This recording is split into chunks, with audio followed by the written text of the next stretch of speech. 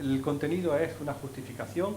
De los cientos de modelos de conferencia he elegido una centrada en cáncer de mama, ya que es la parte más clínica. Después hablaré de exposición medioambiental inadvertida e inoportuna, el concepto de disrupción endocrina, que es como se llama esta sustancia. Lo que voy a hablar fundamentalmente son de compuestos químicos contaminantes ambientales que afectan al equilibrio hormonal. El nombre que se ha traducido en inglés es endocrine disruptors, pues disruptores endocrinos. Las sociedades médicas y el principio de precaución. Bien, el contenido es este. En primer lugar, cáncer. ¿De acuerdo? Ya que soy clínico y hablé tanto de cáncer de mama, pues las malas noticias, ¿no? Las cosas en cáncer van mal.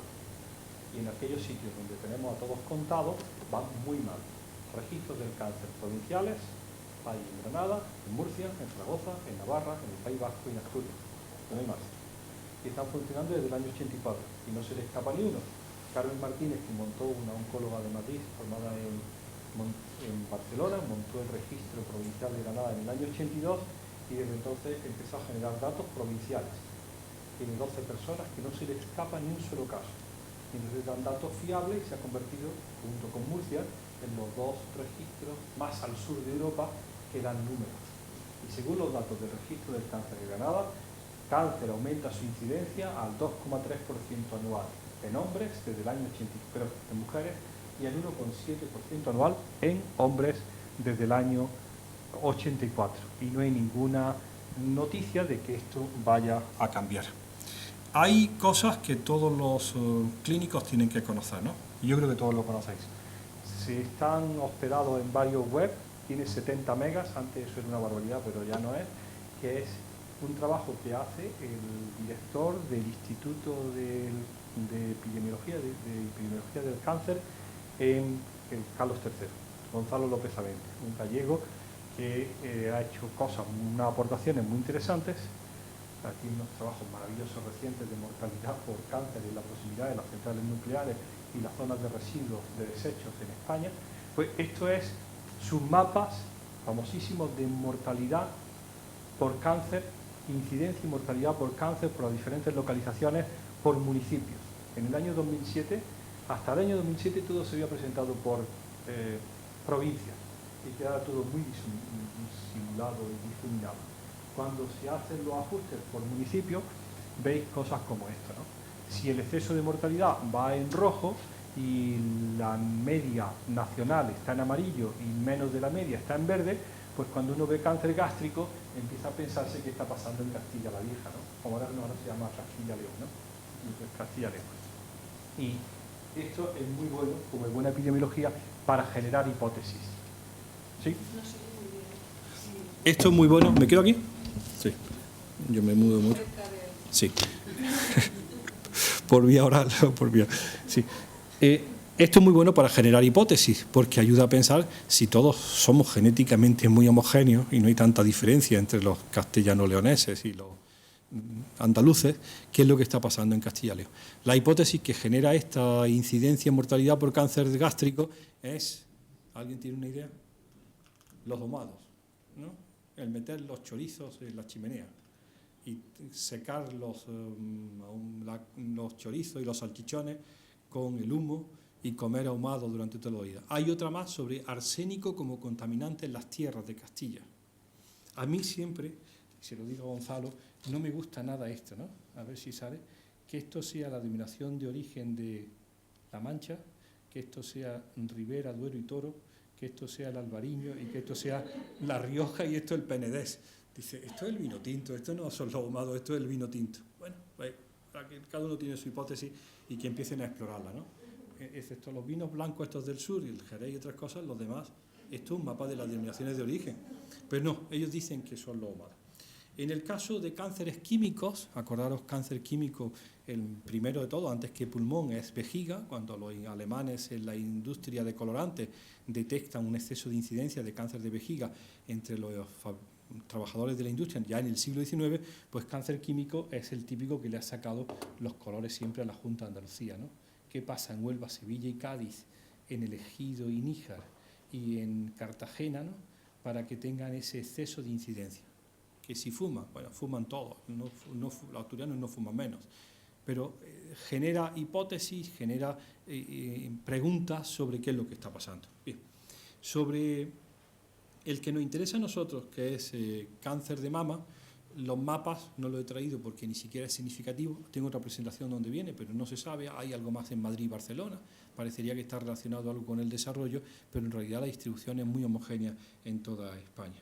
Y los datos de incidencia de cáncer pues indican que para las cifras de los países desarrollados, Francia, Inglaterra, Finlandia, España se ha puesto las pilas y va corriendo que se las pela para alcanzar Europa. En Granada, cáncer de mama aumenta su incidencia al 2,7% anual, que es una barbaridad. Algo que aumenta al 3% anual desde el año 84 es un problema de salud pública. Bien, y para vosotros que sois radiólogos, a ver si está por aquí, no. Para vosotros que sois radiólogos traigo una diapositiva. Perdonad que está en la otra, es que traigo dos presentaciones por si alguna es de máximo interés para el público. A ver, un segundo nada más. Para radiólogos. No es la mamografía. En morado, el efecto de la campaña de detección mamográfica establecida en Andalucía a partir de los 50 años, acordaros que empezó antes, pero a partir de los 50 años, y su efecto en el aumento del cáncer de mama y los diagnósticos. 13,7% entre el 97 y el 2001. Bien, siempre que se le dice que aumenta cáncer de mama, los radiólogos dicen, no, eso es porque hemos salido a la calle a hacerle mamografía a todo el mundo. Pero esto es para el rango 50-64, que son para los que se beneficiaron de la mamografía.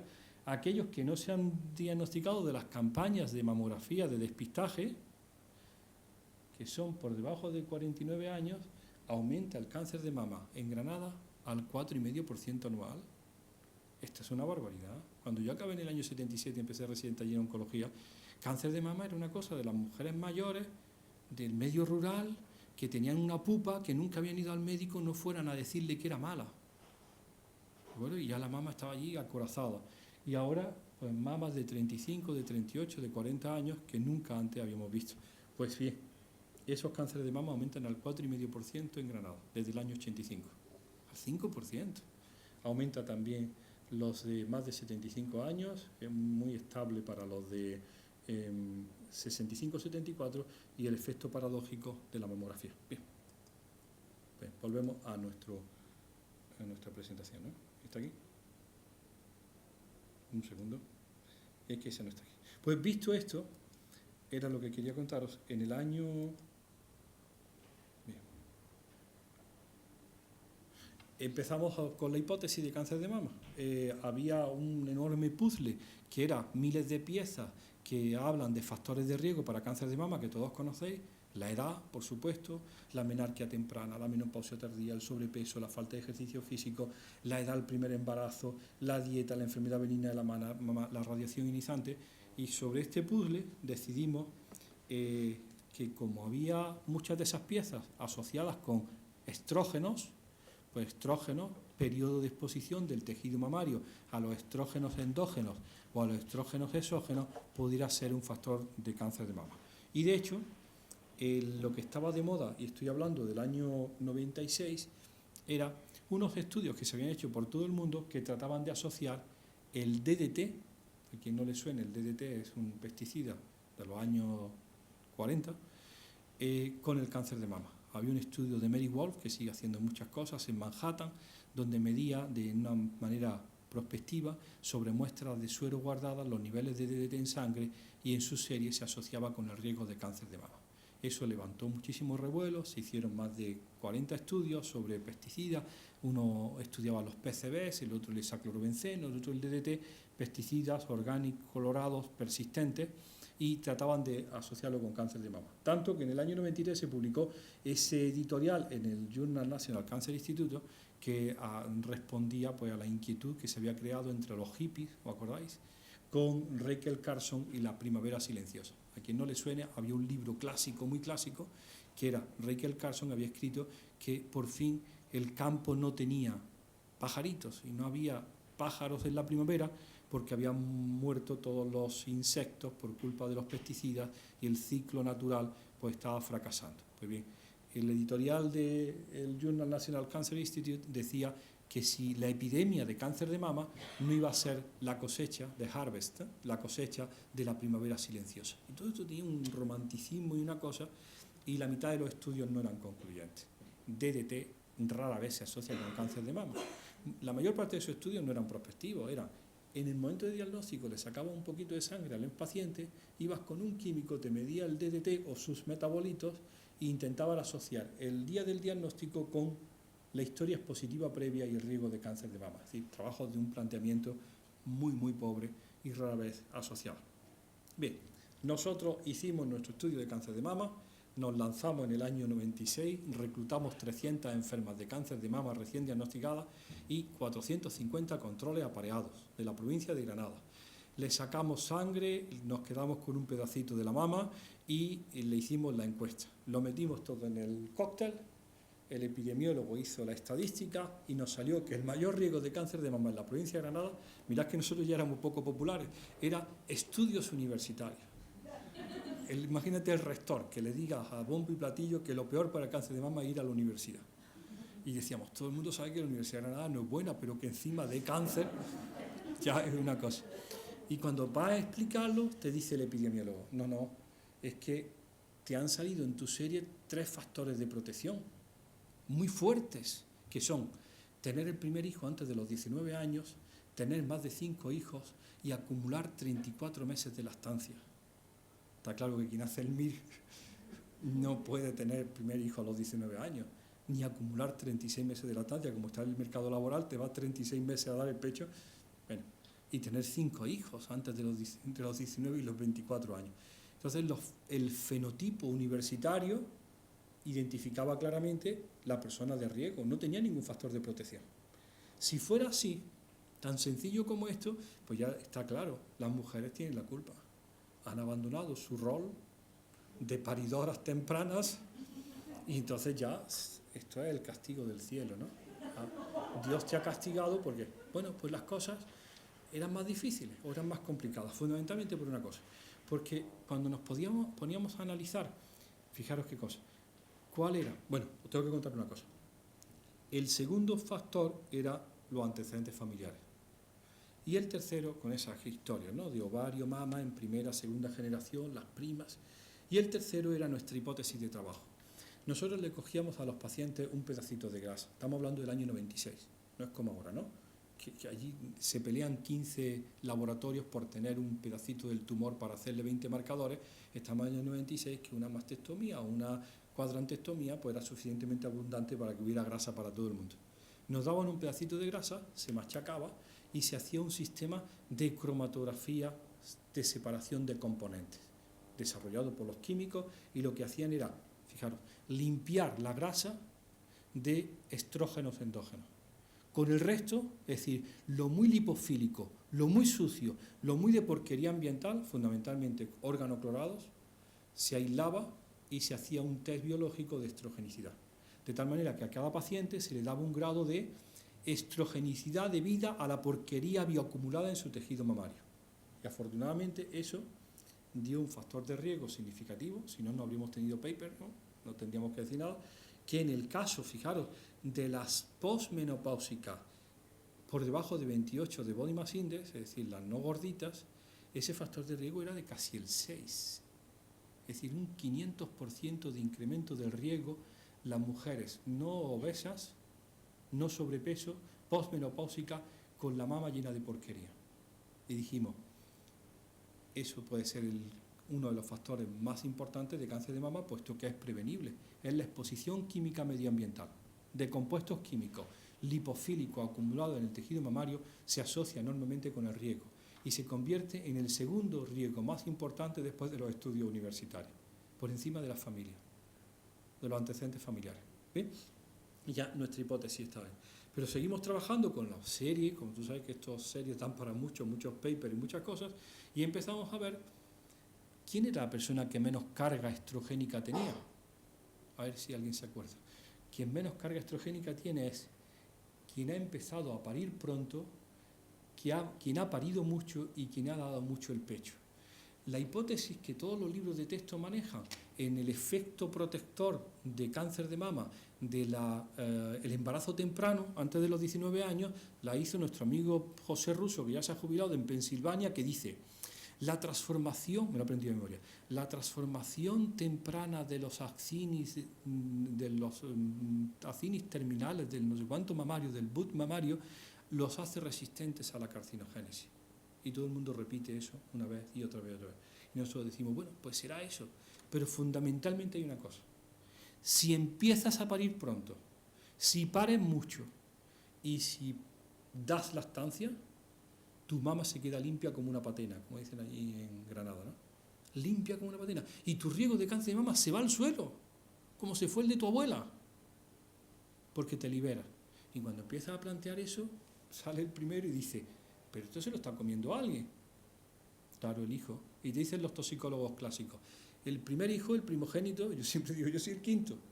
El primogénito se come el 65% de la porquería que la madre ha acumulado. La madre se libera del 65% de todo lo acumulable con el primogénito. El segundo ya se lleva menos.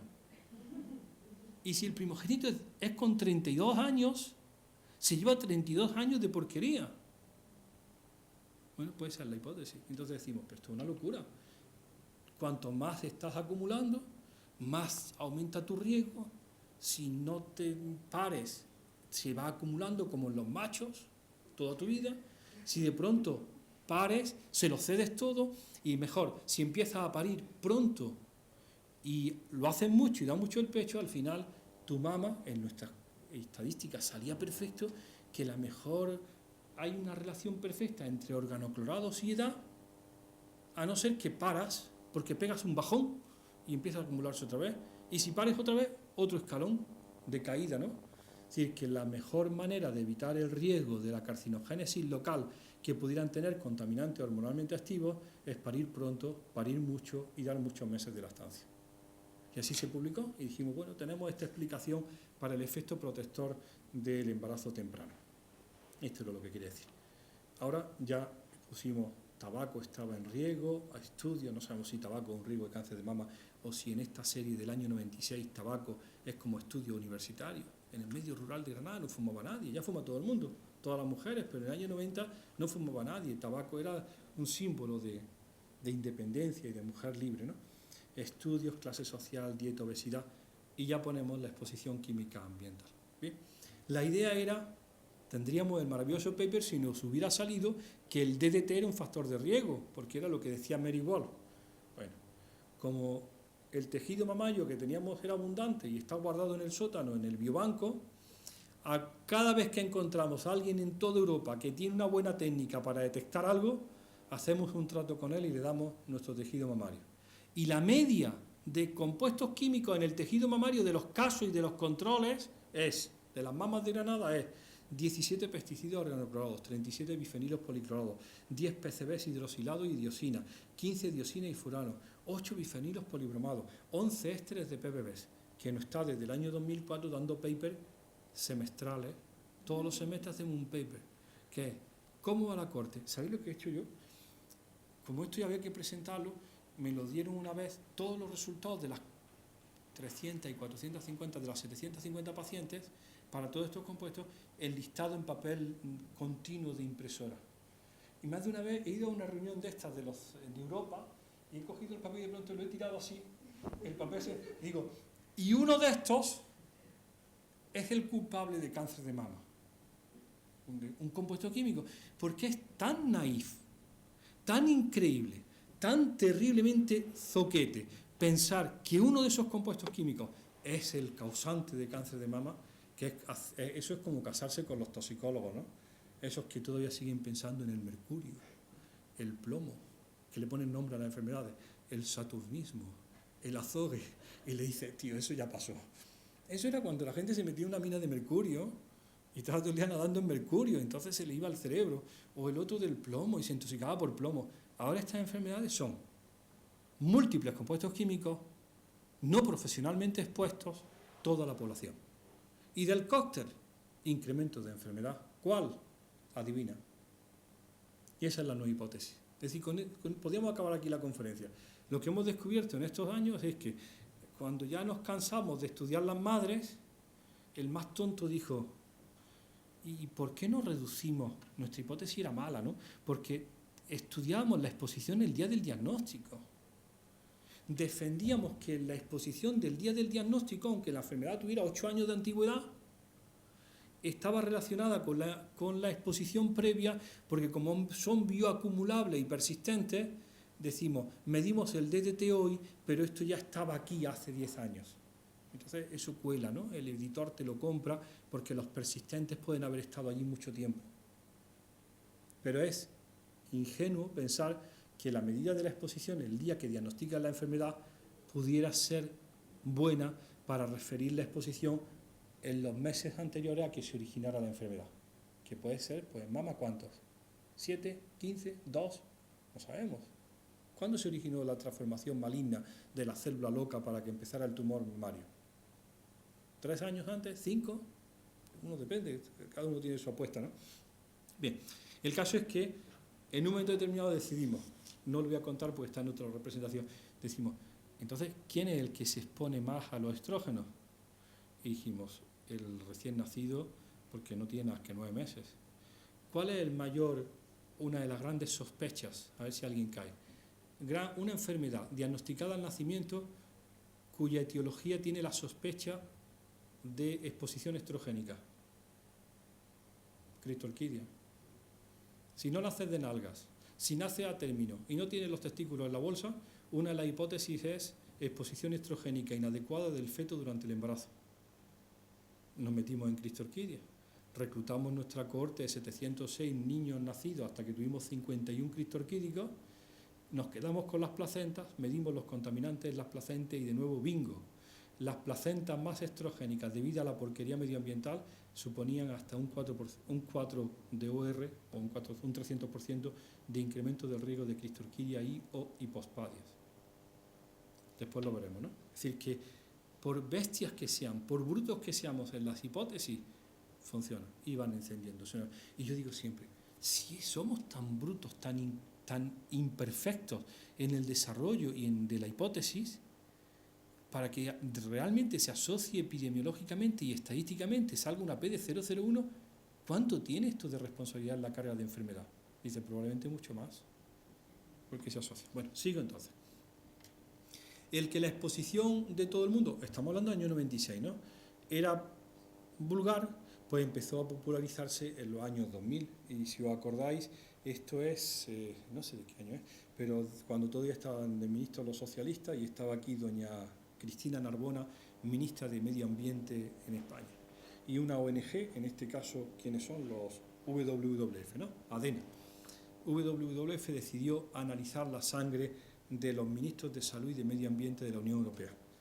Doña Cristina cedió la sangre, la analizaron y aquí está un listado, ¿no? Midieron 106 compuestos químicos. Cristina tenía 46 residuos. Le dieron su informe privado y ella voluntariamente citó a los periodistas en un hotel en Madrid y presentó ante la prensa sus resultados. Tenía 46 residuos. Fijaros aquí. El 100% de los ministros, y como digo yo siempre, gente que no se le conoce ningún oficio, son ministros, ¿no?, de riego, ¿no?, son políticos, ¿no? El 100% de los políticos tienen 22 PCBs, tienen el metabolito mayoritario del DDT, el DDE, el 100% tiene hexaclorobenceno, el 100% tiene, ya empezamos, el bromado PBD 153. ¿Alguien ha oído hablar de los bromados? A ver. ¿Desde cuándo no arde una discoteca? ¿Desde cuándo no arde una cuna? ¿Me acordáis, no? El gran riesgo de la madre o el padre fumador, que se le caía el cigarrillo sobre la cuna y se prendía hacia y se quemaba el niño en 20 minutos. Ya nada arde. Ninguna ropa arde. La desgracia esta de la discoteca de Madrid. Se pisaron, murieron gente, tiraron una bengala. No ardió nada. Esta sala ya no arde. Uno hace una hoguera aquí y no arde. Gracias a los bromados. Toda la tapicería, el textil, la madera, todo está tratado, la electrónica, con PBBs o PBDs. El bromo tiene tal afinidad el bromo tiene tal afinidad por el oxígeno que cuando va a arder, el bromo se libera, atrapa las moléculas de oxígeno e impide la ignición de cualquier material. Un invento de Thomson del año 1991 que ha salvado millones de vidas. Problemilla. El flúor, el cloro, el bromo y el yodo son de la misma columna de los halógenos. Y lo mismo hay un tetracloro bisfenol A, que es el DDT, que hay un tetrabromo bisfenol A, que es lo más parecido. ¿Sabía qué se parece? ¿Alguien se acuerda de un tetrayodo con 2 fenoles? A la hormona T4. Ni acaso hecho podían haber inventado una molécula más parecida a la tirosina, que en lugar de 4 yodos tiene 4 bromos. ¿Os acordáis? Si os acordáis de la química. El fenol. No, pero el fenol, pero acuérdate, el fenol es así de chico. Son 6 oxígenos, 6 carbonos, un oxígeno y varios hidrógenos. Y viene el yodo de 127, que es una bola, es como las naves espaciales esas de la Guerra de las Galaxias. 4 yodos colgados en esa molécula tan pequeñita. Pues lo mismo 4 bromos enormes y hacen unas moléculas completamente distintas. Tan distintas que son la clave del crecimiento, la clave del desarrollo de tu cerebro, la clave de que no seas tonto al nacer, la clave del pensamiento, todo. Bueno, pues los bromados, hay uno que hasta el propio catálogo industrial lo llama el T4-like, el que se parece a la T4.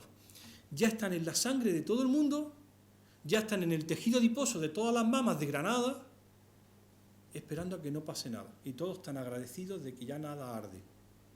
Dice, ¿pero tú habías hecho el risk assessment, la evaluación de riesgo de los bromados? No. Ahora empiezan a aparecer las consecuencias y todo el mundo sigue pensando en el DDT, que era un triclorado, sabiendo que está el bromado. Bueno, pues que sepáis que el 100% de los ministros tienen bromados. ¿Y esto? ¿A quién le suena PFOS y PFOA? A ver, os lo voy a contar. A ver si está por aquí. A ver. ¿Alguien ha ido al Corte Inglés a comprar una sartén que está en una mesa paralela a la de todas las sartenes que compramos los humanos, que vale 30 euros más y que se llama no PFOA, no PFOS?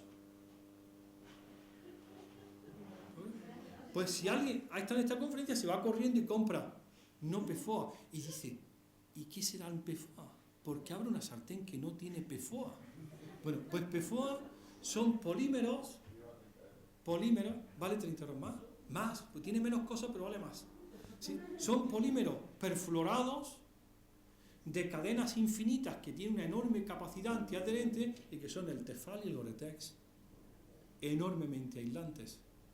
Y entonces nos traemos a Matthew Lonnecker a Granada y nos dice Matthew Lonnecker, el DDE, metabolito del DDT, tiene el honor de haber sido en los años 60 el compuesto más común en la sangre del americano medio y llegó a 34 microgramos por litro. Y nos dice, ya ha sido superado. El compuesto más frecuente entre la gente de la calle, de los contaminantes ambientales, son cadenas de 40 a 60 carbonos perfluoradas, que son pedacitos de PFOA y de PFOS.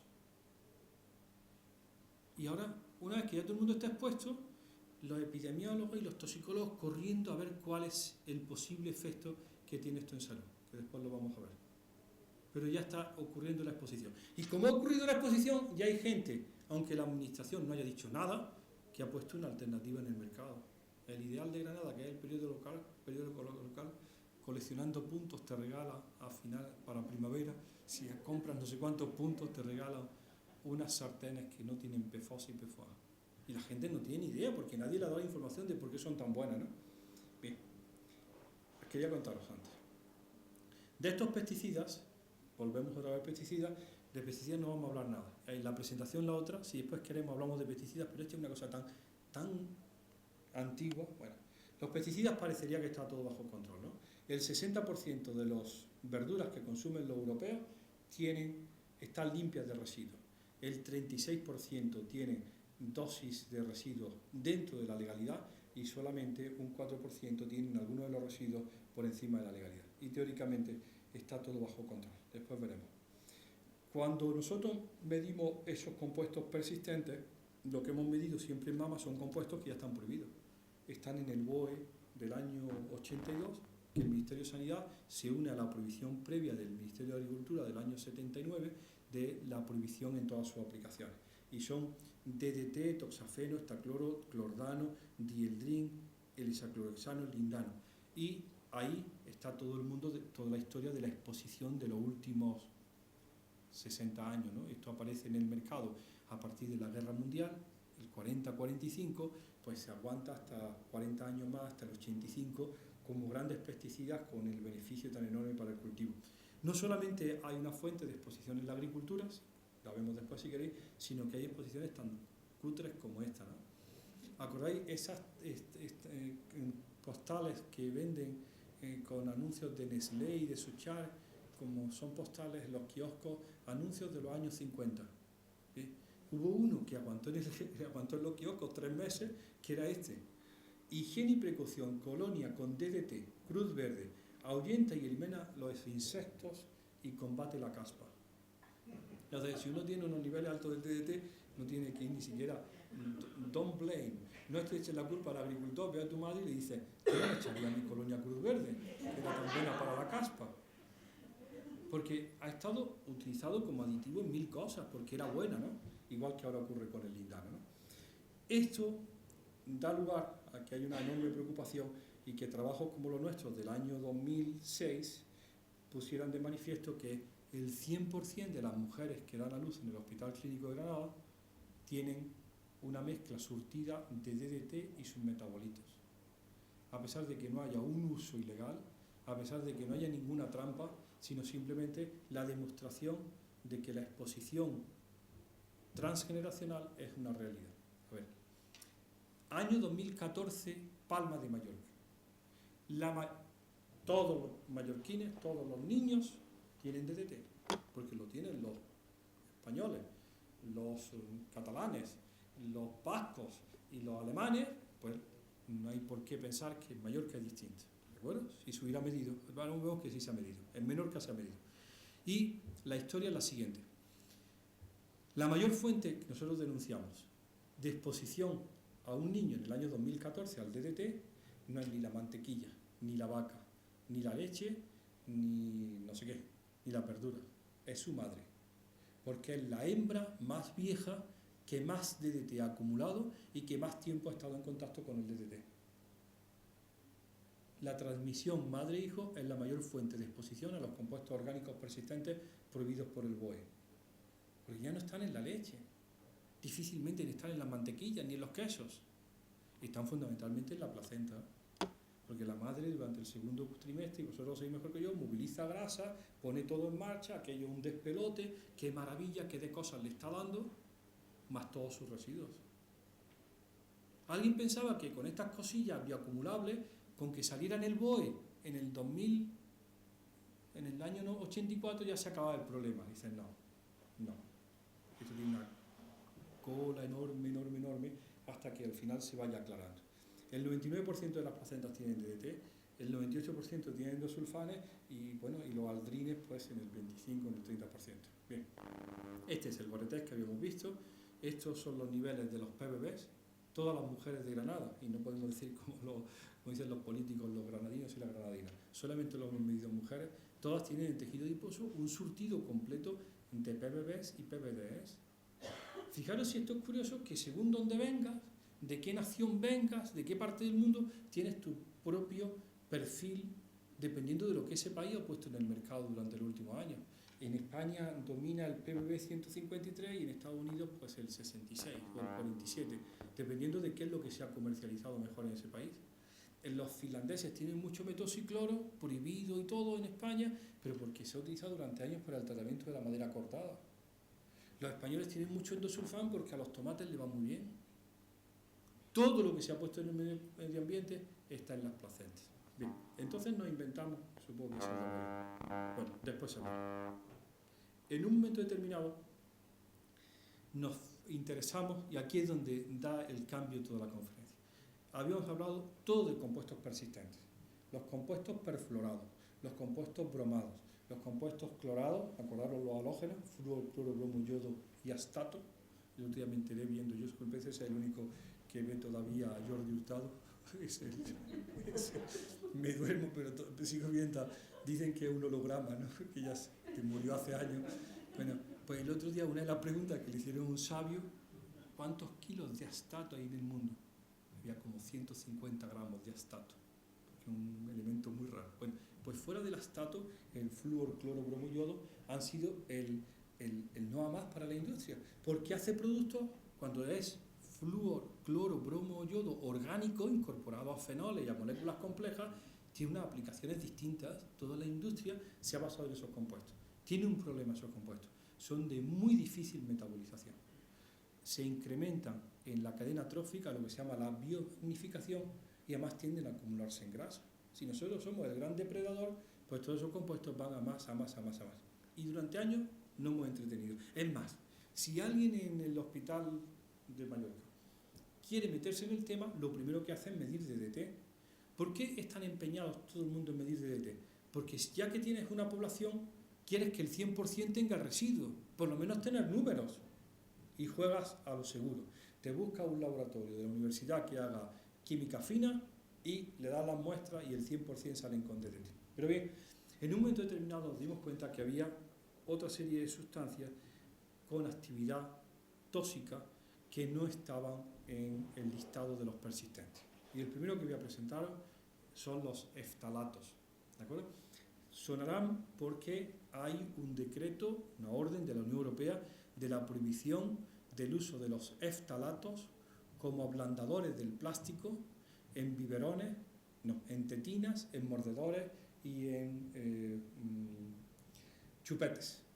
Es un ablandador del plástico, lo hace flexible y hace unos cuantos años salió la prohibición de los eftalatos y se hizo aplicando el principio de precaución, que es, aunque no haya una evidencia de que esto sea malo para la gente, no podemos permitir que los niños en una edad tan temprana estén expuestos directamente. Bien, pues ya está en la mayor parte de los envases libre de talatos. Es posible, y vamos a hablar un poquito de plástico, identificar los plásticos.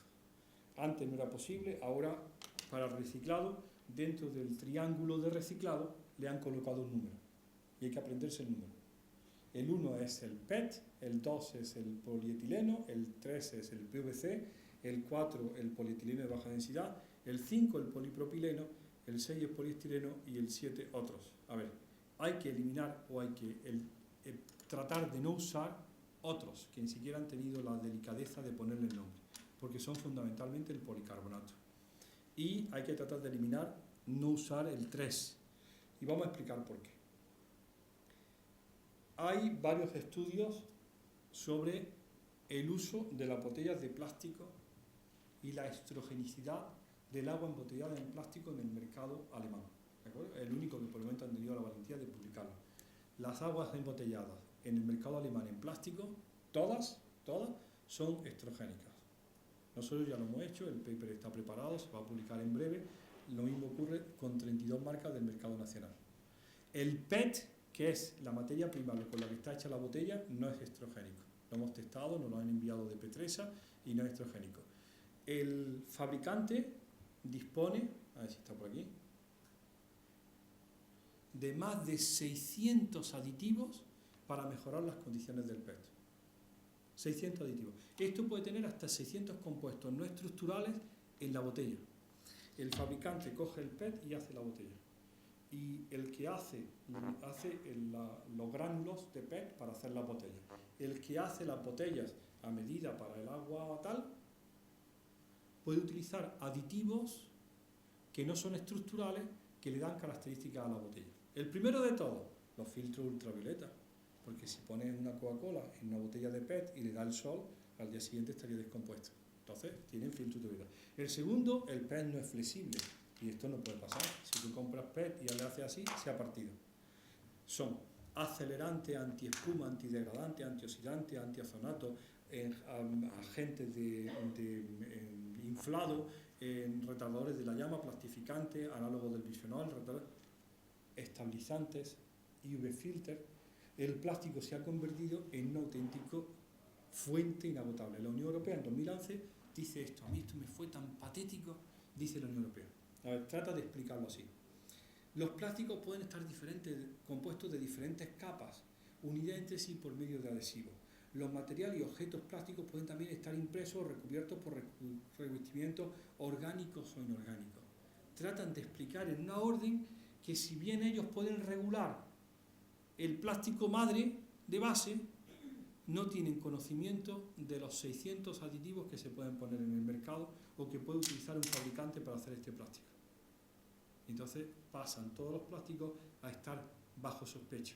De hecho, la estrogenicidad del agua de los plásticos en botella probablemente sea debida a los talatos, a los flexibilizantes. Bueno, vamos a seguir porque el discurso va progresando. Estamos tan convencidos hace 6 años que la clave de los talatos, ¿recordaron?, prohibidos por la Unión Europea como flexibilizantes de los plásticos, eran los plásticos, y aparece la contraportada de la revista Environmental Health Perspective, una revista que tiene 7 de impacto, que es el número 1 en salud y medio ambiente, donde queremos publicar y apenas si podemos, con este anuncio que dice: sexy para ella, para el niño podría ser verdaderamente un veneno. Porque el mayor problema de los eftalatos es la cosmética. Te echas la colonia y sigue oliendo a las 8 de la mañana, sigue oliendo a las 8 de la tarde, gracias a su componente en eftalatos. Y además, la cosmética usa los parabenes, los filtros ultravioleta, un mundo enorme que hasta hace 2 años no era obligatorio declarar. Ahora ya es obligatorio declarar. Y ahora, tanto la colonia cara como la rica, como la pobre, tienen que declarar la composición en Europa. Pero la composición solamente descriptiva, cualitativa, no cuantitativa. Entonces aparecen los botes con una lista de 60 componentes. Y dice, bueno, ya podemos elegir. Si supiéramos química, ¿podríamos elegir? No. Se han reservado una palabra clave que se llama perfume, que es lo que le permite ser distinta, y el secreto comercial, que se lo declaran a la Unión Europea pero no al comprador, y que tiene otros 600 componentes. Es una locura, porque la mitad de esos compuestos son persistentes, a ver si sale por aquí, son bioacumulables, y hay una sospecha de que tienen un efecto sobre la salud. Entonces, de nuevo, vas al Mercadona, ¿hay Mercadona aquí? Sí. Vas al Mercadona y te encuentras todos los detergentes, todos los, ¿cómo se llaman?, los geles de baño, y al final 2 botes blancos que valen, si todos valen 2,80, este vale 3,20, más caro, y es 0%. Y dice 0% parabenes, 0% colorantes, 0% eftalatos, 0% fenoxietanol. O 0% colorantes, por lo menos ha tenido la delicadeza de poner los eftalatos con FT, ¿no? Porque mira, esto lo lee un andaluz, PHTHALA, un andaluz en la 4ª consonante dice, esto no es una palabra, esto no puede ser una palabra, 4 consonantes seguidas, esto no puede existir, ¿no? Es decir, sin que la administración haya tomado medidas, hay fabricantes que ya te venden geles sin eftalatos y sin parabenes, porque toda la atención de toda la clase epidemiológica y todos los investigadores están centrados en la exposición humana a parabenes, a eftalatos, todos derivados de la cosmética. Dice, ¿pero qué están esperando estos? A decir que esto no puede ocurrir más. Y vamos a ver, ¿por qué decimos nosotros que esto ocurre? Mira, vamos para atrás. A raíz de esto, de nuestros niños con Cristorquidia y Pospadia, pues hicimos una cohorte de machitos recién nacidos, 708. Con 708 teníamos ya 50 Cristorquidias, dijimos, aquí paramos. Y entonces había una cohorte preciosa de niños en Menorca, de Matías Torrent, y Valencia, Ribera del Ebro, que tenía experiencia por Flix, Sabadell, Guipúzcoa. Nos unimos todos y decidimos hacer la cohorte de seguimiento INMA, la INMA, Infancia y Medio Ambiente. Tiene 3.500 madres seguidas durante ese embarazo, y los niños de Granada tienen 11 años. Los de Menorca, que son los más viejos, tienen ya 14 años. Y Matías los mide, los pesa, los talla y le dedica un tiempo con los psicólogos, orinan en un bote, le coge uña y le coge pelo cada 2 años desde hace 14 años. Y nosotros hacemos lo mismo con nuestros niños de Granada y el resto lo mismo. La cohorte ISMA está dando, ¿qué? 15 papers anuales de exposición humana. Ya no hace falta, como hace el ayuntamiento, ¿no?, poner un captador en la avenida del Paseo de Mallorca para ver cuál es la contaminación atmosférica. Nosotros tenemos 706 niños distribuidos por la provincia de Granada que comen, beben y mean en un bote cada 2 años. Absolutamente todo lo que hay en el medio ambiente está en esos niños. Y medimos hidrocarburos aromáticos policíclicos en la orina, plomo en el pelo, mercurio en la orina, cotinina en la orina. Y además sabemos cómo van de peso, esos son son los niveles de exposición, y además los psicólogos le hacen los test de entendimiento, de crecimiento, de todas las cosas que ellos saben hacer, de inteligencia, de todo lo que saben hacer. Bien, pues la cohorte está produciendo datos importantísimos sobre la exposición de los niños y sus consecuencias. Y en esos estudios, pues ya nos han sacado los colores varias veces. Hemos medido la exposición a los metabolitos de los talatos, como esto es muy complicado y que tiene que ser un laboratorio acreditado, nos lo ha hecho nuestra amiga, a ver dónde está por aquí, Antonia Calafat, de Mallorca, directora, agarraros, directora del laboratorio de análisis químico del Center for Disease Control de Atlanta, se fue de becaria Fulbright. Yo coincidí con ella en el año 87, ella llegó un año después, y es la directora del instituto. Y tiene aquí su familia, viene a Mallorca un día sí otro. Y es lista como el hambre, química analítica y directora de todo el centro. Bueno, pues a Antonia se le mandaron todas las muestras, con todos los permisos, y nos ha ayudado a medir los metabolitos de los talatos. Estos son los porcentajes de muestras negativas. El 100% de los niños de Granada mean diariamente esta cantidad de ftalatos. Nos han sacado los colores por todo el mundo. Son iguales que los de Polonia. No sé, de países de esos que nunca se sabe qué han hecho, ¿no? Estamos en el tope.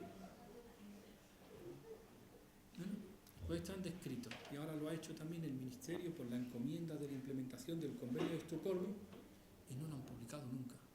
Hemos visto de sesgo así los resultados una vez en Bruselas, pero no se llegan a publicar, porque se nos cae el pelo de vergüenza de la cantidad de talatos que mean diariamente los niños españoles. Pues ya están hechos y publicados. Y es de la cohorte ISMA. Y ahora se está haciendo con las embarazadas de toda España. Y fundamentalmente cosmética, plástico, agua embotellada, son las fuentes fundamentales. Hemos medido también, aquí están, los parabenes, tanto en placenta, aquí están, como aquí.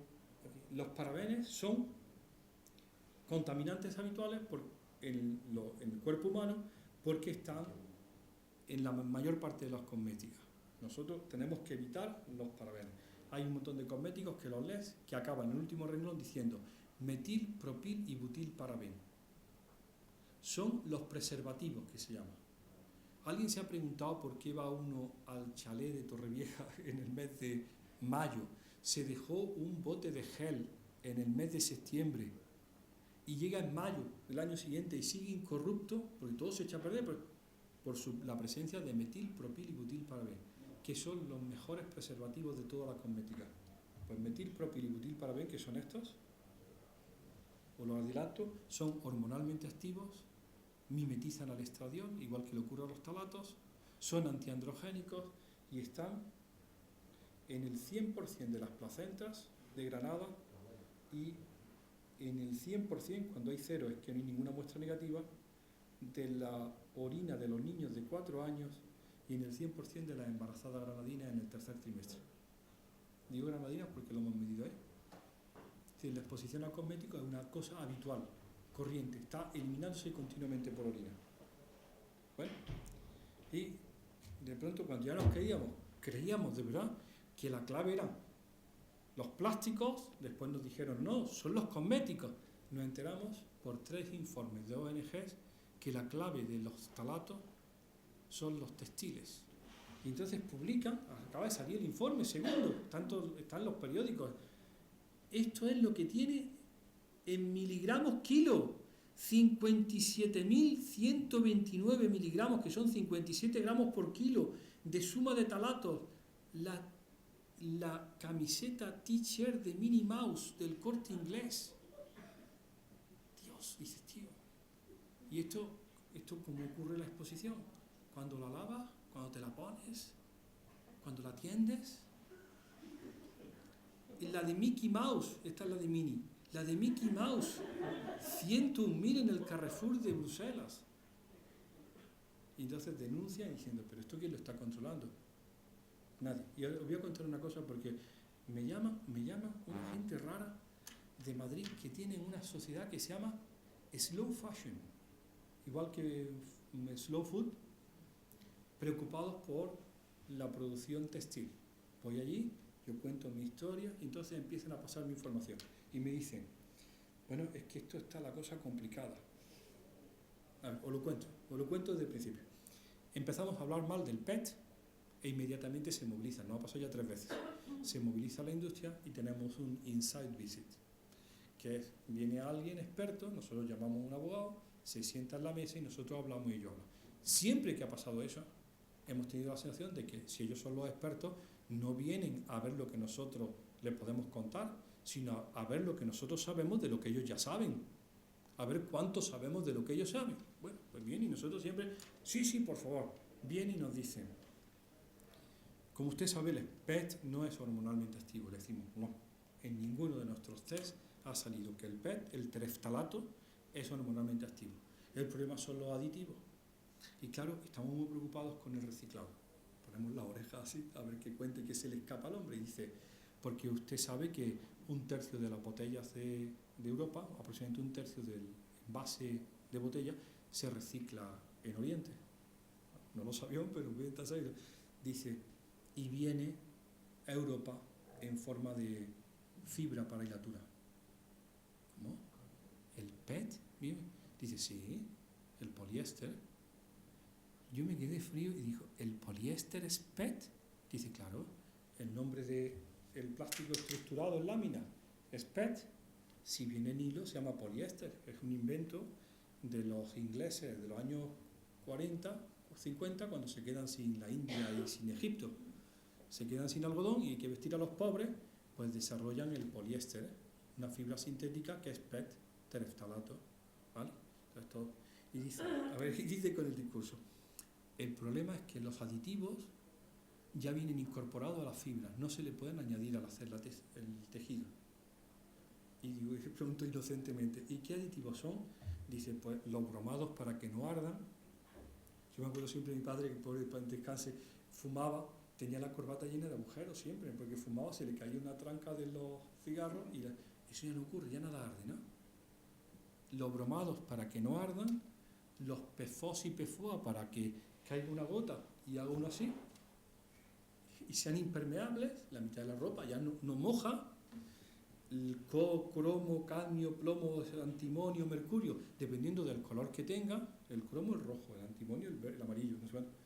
Los alquilfenoles para que planchen bien, los eftalatos para que no se arruguen, el tributil estaño, prohibido en todo el mundo mundial porque es responsable de que los moluscos tengan pene, las hembras, prohibido, pero en Galicia, en todo sitio, porque ha acabado con los moluscos, y con los gasterópodos, con la Nucella lapidus, hay gente dedicada más que a eso, al imposex, que es el pene de las hembras de los moluscos, porque se utilizaba en la pintura de los barcos, y está prohibido en toda Europa. Pues el TBT sigue siendo, parece un aditivo para que el sudorcillo del sobaco no huela tanto y no se descomponga. Y esto es la ropa que nos estamos vistiendo. Yo que mis trajes son siempre de dusting, que no han visto la lana por ningún sitio, ¿no?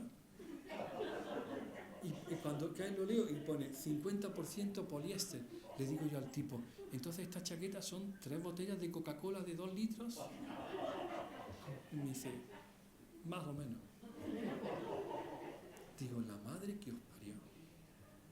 Y todo así, es un reciclado, porque había oído hablar del reciclado de que los peces comen vaca, O las vacas comen, eso era el escándalo, ¿no? Las vacas comen harinas de pescado, pero los peces comen vaca triturada.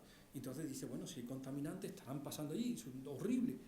Pero eso también es los plásticos y la hilatura y el textil y todo se va reciclando y cambia de proveedor. Y la contaminación va subiendo, y nuestros niños de ISMA mean de todo, mean estalatos, mean parabenes, mean filtros ultravioleta, perfecto. ¿Veis todo esto? Tenemos papers de placentas y de tejido adiposo para todos estos productos. Ahora nos hemos metido en los metales. Aquí está, mira, este es el último. Una chica ha hecho las tesis con metales. Hemos buscado otro tipo que hace metales y está aquí. Este es de 2013. El 100% de las placentas de Granada tienen cadmio, el 98% tienen cromo, el 30% tienen mercurio y el 35% tienen plomo. Y dice el tipo que nos hace el análisis, los valores son normales. Y digo, a ver, porque analista, ¿no? ¿Cómo van a ser normales que el 30% de las placentas tengan plomo y mercurio? ¿Será que es lo habitual que tú pensabas encontrar por lo que dice la referencia mundial?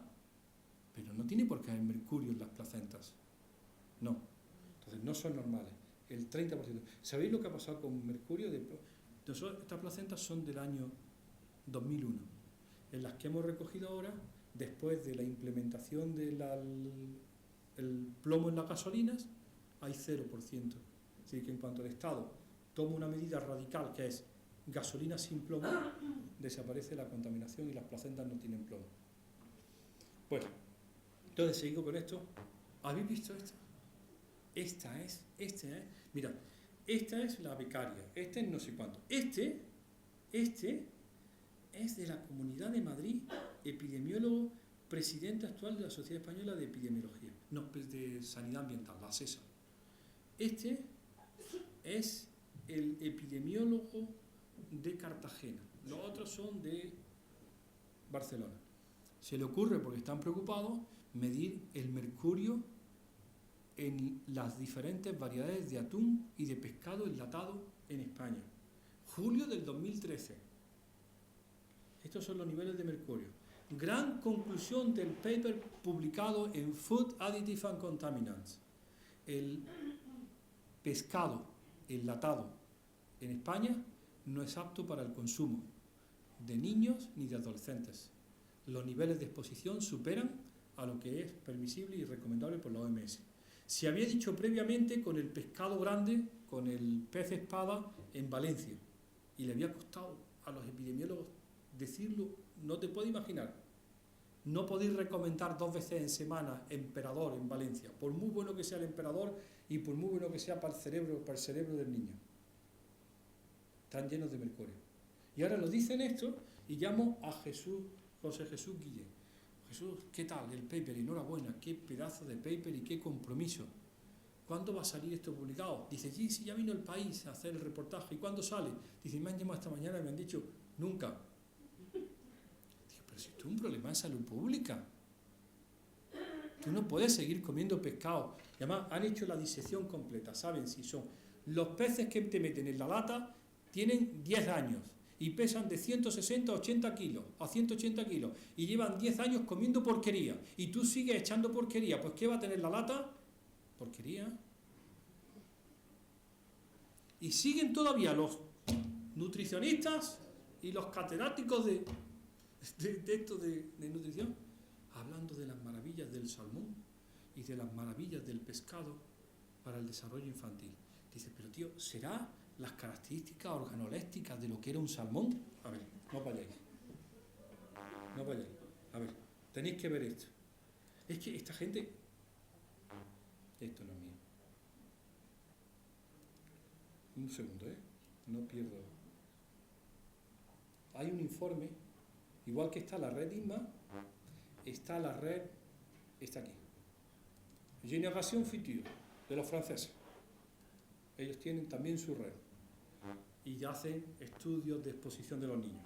Deciden seguir las recomendaciones del Ministerio de la Salud francés para darle de comer al niño un día. comer 5 frutas y legumbres por día, en cada comida según su apetito tomar pan, cereales, patata y legumbres, 3 raciones de leche o sus derivados, limitar el consumo de sal, materia grasa y agua.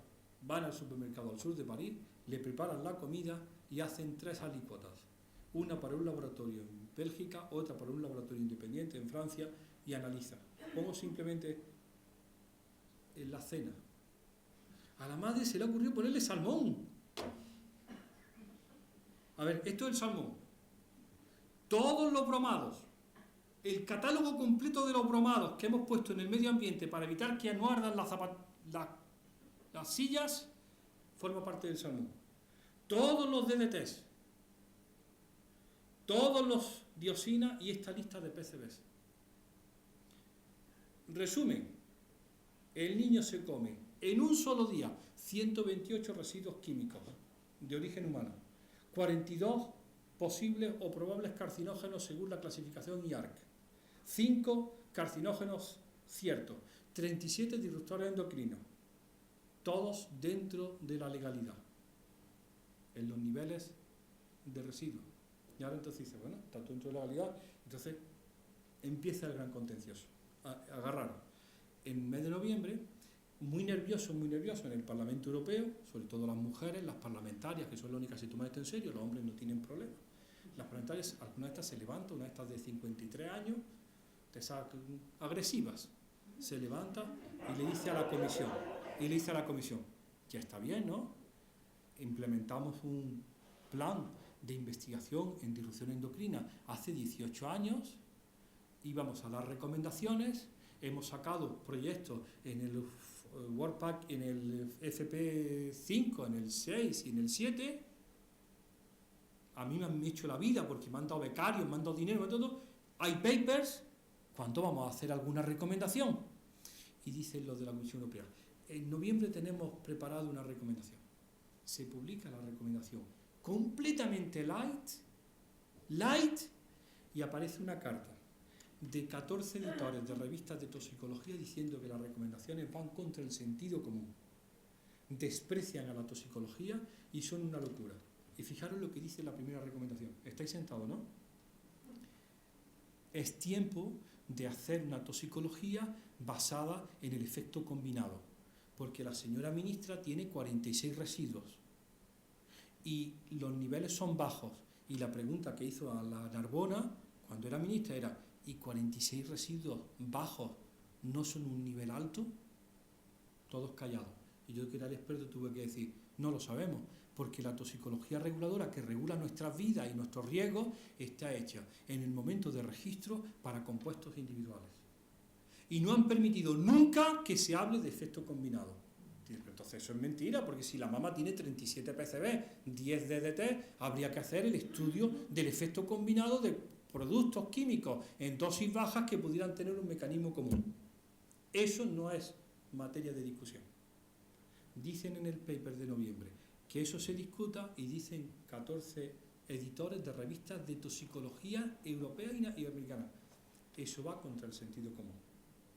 Se le hinchan las pelotas a los buenos, liderados por Philippe Grandjean, un danés que ha estado toda su vida estudiando los esquimales y los inuís, que es catedrático en Harvard, y escribe, da a la luz la relación, de quién cobran los 14 editores. Todos tienen intereses comerciales y todos tienen contratos con la industria.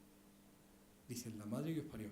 Se ponen entre la espada y la pared a la comisión y dice, ¿cómo se llama este hombre en portugués? El que es Barroso, dice Barroso. Nosotros le escribimos una carta, que está ahí, si queréis entrar y ponéis carta de la SESPA, de la Sociedad Española de Epidemiología y Salud Pública, que son 3.800, al señor Barroso, está publicada de ayer. Y dice Barroso, en abril tendrán ustedes una respuesta. Y dice, eso maricón, si te vas en marzo. Así es. Estamos esperando la respuesta en abril. Y esto, no pasa nada. Es el no pasa nada. Y la exposición sigue apareciendo. Vamos a volver a nuestra presentación. Nosotros seguimos describiéndola y haciendo, algunas veces conseguimos, vamos a acabar ya, ¿no?, asociar la exposición con efecto, ya sabemos las fuentes de exposición. Bueno, y he dejado para el final esto. ¿Quién de aquí, siendo clínico, sabe que el 30 de junio del 2011 se prohibieron la fabricación, comercialización y uso en toda la Unión Europea de biberones de plástico hechos de policarbonato? Un solo día, un mandato. Lo habían dicho previamente los... aquí está. En el año 2008 los canadienses, salen el ministro de Medio Ambiente y de Sanidad en el telediario de las 12 del día 18 de abril y dicen: tenemos malas noticias. Desaconsejamos el uso de biberones de plástico para la alimentación infantil. Están hechos de policarbonato y el monómero del policarbonato es bisfenol A, que es estrogénico desde el año 1936. De hecho, se diseñó como estrógeno por el mismo señor que inventó el dietiletilvestrol. Los más viejos se acordarán del DES. Cuando yo llegué todavía se trataba la metástasis ósea de próstata, con DES. Y ahí los epidemiólogos saben la causa DES, ¿no? El cáncer de vagina de células claras en niñas expuestas sin útero por amenaza de aborto a dietiletilvestrol y de esa asociación tan perfecta. Pues el DES es este. A ver si sale por aquí, lo tengo por aquí. Bueno, estará en la otra. Pues el DES polimeriza muy bien y se convierte en el plástico más vendido en el mundo. Y el dietiletilvestrol, el bisfenol A se polimeriza muy bien y se convierte en el plástico. Y llega un momento en que no es soportable que los niños europeos sigan bebiendo en biberones que están hechos de policarbonato. Y dice el ministro canadiense: por favor, mientras que no hay una alternativa, era 2008, utilicen ustedes, no utilicen el microondas, no viertan líquidos calientes. La forma habitual de preparar un biberón de los antiguos era: se echaban los polvos, se le echaba agua hirviendo, se agitaba y cuando se había disuelto se completaba con agua tibia. No lo hagan, libera bisfenol A y significa una exposición del niño a bisfenol A y puede tener problemas para su salud. No lo sabemos, pero aplicamos el principio de cautela, que es ser precavido ante un riesgo. Y el 30 de junio del 2011 la Unión Europea lo prohíbe. Avisa el 26 de noviembre que en 6 meses acaba y el 30 ya no hay. Ahora todos los biberones de todas las farmacias y todas las tiendas son free BPA, así. BPA free. No sé si la gente lo sabe, pero se suprimieron todos porque no es admisible. Pero el BPA, este famoso bisfenol A, es el recubrimiento interior de las latas de conserva, son los empastes dentales. Mira esto. A ver, ¿hay alguna conciencia? ¿Habéis visto los tickets de los supermercados, de los cajeros? Los tickets que pierden, te los guardas en la cartera y cuando los sacas ya no se ve lo que ponía. Son puro bisfenol A. Y mirad la alerta del gobierno francés de noviembre. Tomar medidas inmediatas para la reducción de las mujeres jóvenes a la exposición del papel térmico usado en los cajeros. Y a la primera oportunidad biomonitorizar la exposición de la población a riesgo. Porque son kilos de bisfenol A que manejan térmicamente al coger eso y a darlo uno. Primera recomendación, se tiran los tickets esos. O si uno tiene posibilidad, utilizar tickets de impresión de tinta, pero no tickets de impresión de calor, en las máquinas de los hospitales, en todo. Pero los franceses han decidido que el 1 de enero del 2015 se acabó el bisfenol A en todas sus aplicaciones en Francia. Y la Unión Europea tiembla y dice: un país no puede decir eso unilateralmente. Lo ha decidido. Fundamentalmente porque son las resinas epoxi. Y ahora, mirad, de Antonia Calafa, ya estamos acabando. ¿Os acordáis de bisfenol A? Los niños granadinos mean 4,2 nanogramos mililitros de bisfenol A todos los días en orina. ¿De acuerdo? Está medido. Y es una medida, como diría normal. No es normal, pero es la habitual. Bien. Dice Antonia Calafar: cuando el niño sale del hospital, si un niño sale del hospital, sobre todo del NICU, del Neonatal Intensive Care Unit, puede llegar a orinar 946 nanogramos. La mayor fuente de exposición a plásticos de todo tipo es el medio hospitalario. Hemos estado un año en Bruselas, 8 personas encerradas todos los meses, ahora ya no en Bruselas, ahora hay que ir a Luxemburgo, porque Luxemburgo se ha quejado y ha dicho, aquí no vienen. Bueno, para escribir un documento que se publicó la semana pasada que se llama BPA in Medical Device, describiendo los escenarios más posibles de exposición química en el medio hospitalario. El primero, y más grave, hemodiálisis. Y viene el evaluador del riesgo y dice, los expertos, hemodiálisis, son pocos y estamos enfermos, no vale. ¿Así? Entonces no es un problema, uno se queda diciendo, ¿cómo? Sí, ya tienen, con lo suyo ya tienen bastante. Y sale, niños, sí, esto ya es otra cosa. La mayor fuente de exposición a plásticos actualmente es el hospital. Fundamentalmente por una razón, porque habían confiado todos los toxicólogos estos listos en que tu cuerpo era tan sabio que si estos compuestos entran por vía oral, se absorben por vía enteral, el hígado los metaboliza, gluco y sulfo conjuga al 100% y se orinan en 3 minutos. Pero si te lo están poniendo en vena, se acabó el hígado. Y entonces ahora ya están mucho más serios.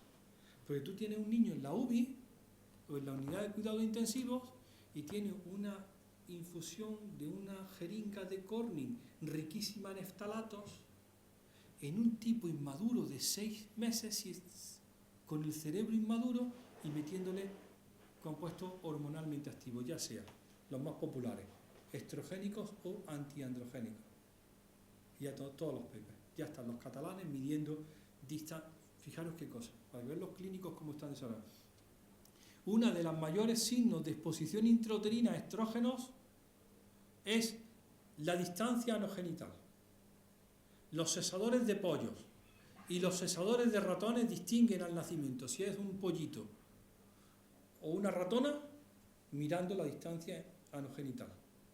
Y hay una sospecha de que eso es aplicable a los mamíferos y funciona también con humanos.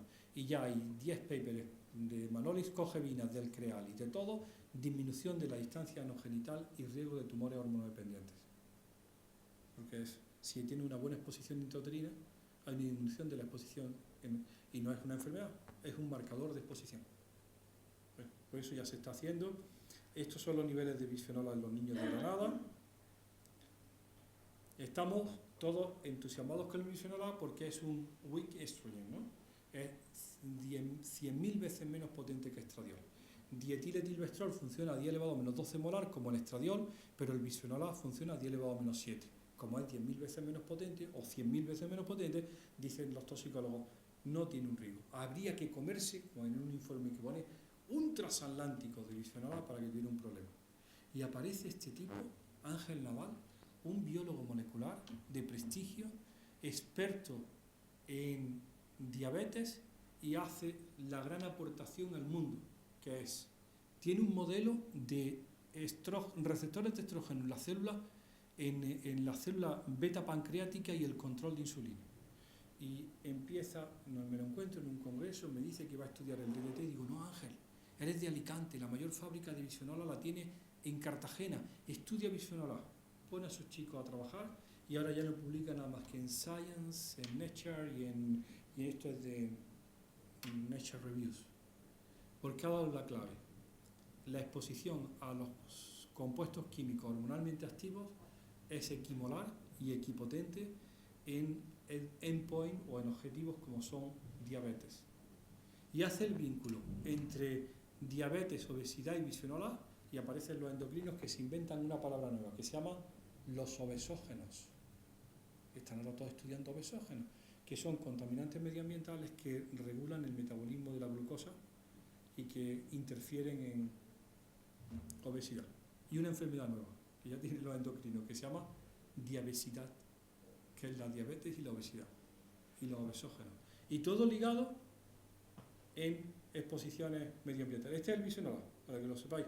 Este es el bisfenol A y este es el dietilvestrol. Problemilla del bisfenol A, que en los 2 puntos que se fabrica de Europa, uno nos ha tocado a nosotros, en Cartagena, y hace la friolera de 250 millones de kilos anuales de bisfenol A en una sola factoría. La mitad se lo quedan ellos para hacer Lexan y el resto va para hacer mis gafas, que es policarbonato, todo. Los coches, los sillones, los aviones, todo el plástico duro. El que no es reciclable, el que es duro, el que es transparente. Y entonces al final todos meando, los niños 4,2 nanogramos mililitro divisional a todos los días.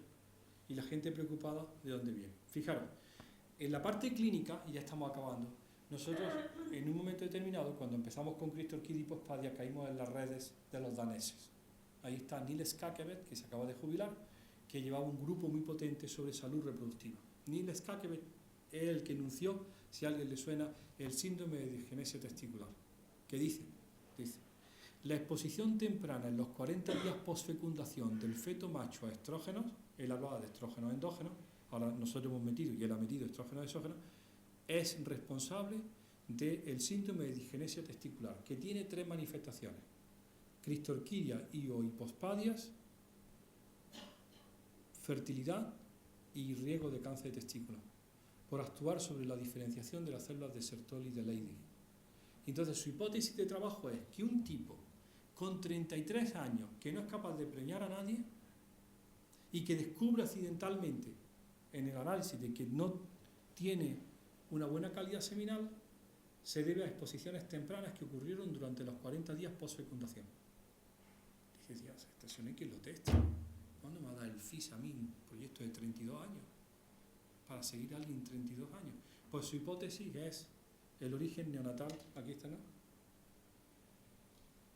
How the first 9 months shape the rest of your life. Hasta el time lo tiene ya.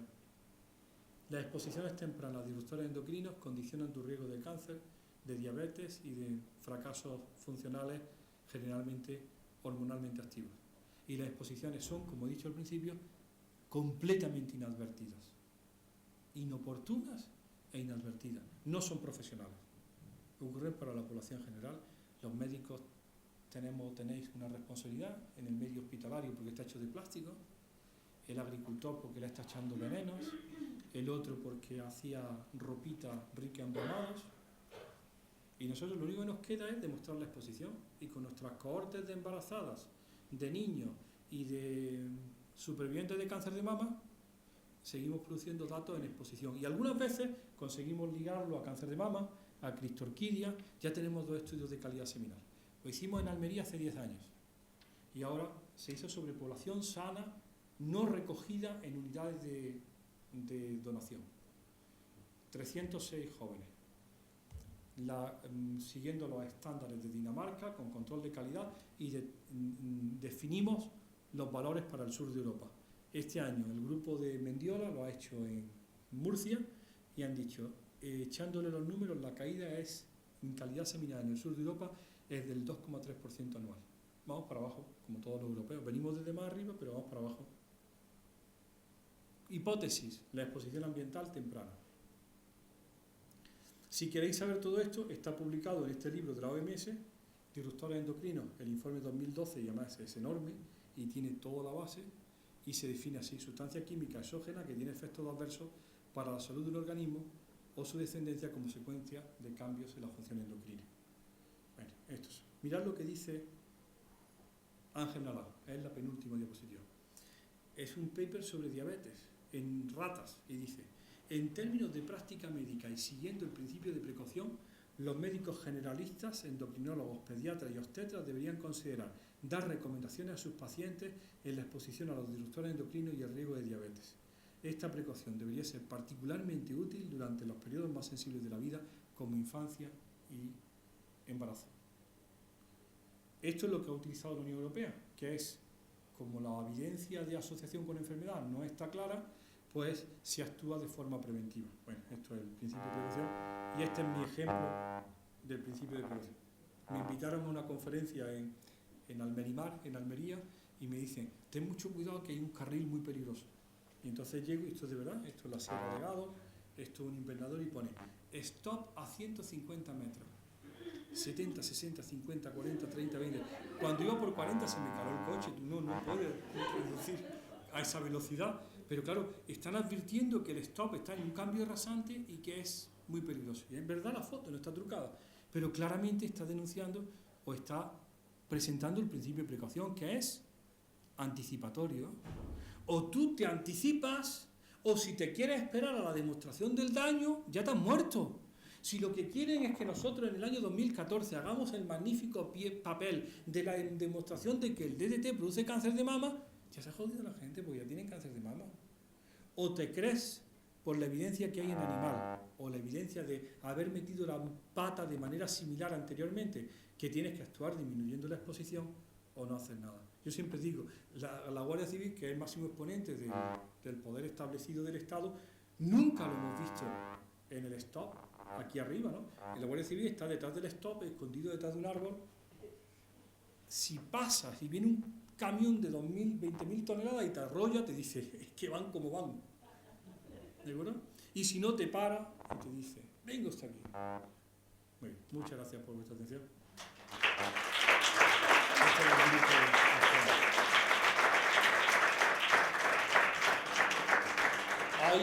Hay uno, dos, aún quedan sin disrupción endocrina, quedamos 4.